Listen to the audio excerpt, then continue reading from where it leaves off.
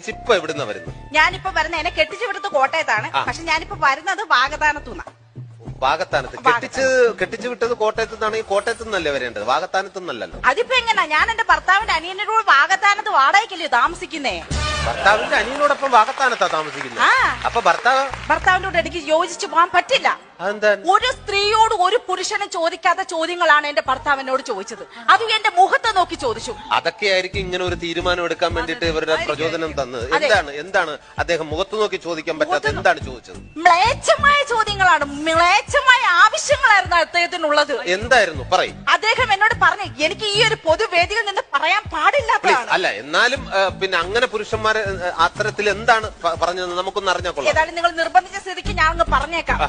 അദ്ദേഹം എന്നോട് പറഞ്ഞ എന്താണെന്ന് അറിയാമോ? ഭർത്താവ് പറയാ, രാവിലെ 6 മണിക്ക് ഞാൻ എഴുന്നേക്കണമത്രേ, അങ്ങർക്ക് ചായ ഉണ്ടാക്കി കൊടുക്കണമത്രേ, അങ്ങനെ തുണികൾ കഴുകണമത്രേ.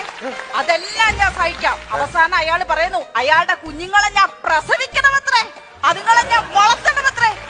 ഏതെങ്കിലും ഒരു ഭർത്താവ് ഒരു ഭാര്യയോട് ചോദിക്കാവുന്ന ചോദ്യങ്ങളാണോ ഇതൊക്കെ? അല്ല. സ്ത്രീകൾക്കെതിരെയുള്ള ഇത്തരം പരാമർശങ്ങളെ ഞങ്ങൾ തടഞ്ഞിരിക്കും.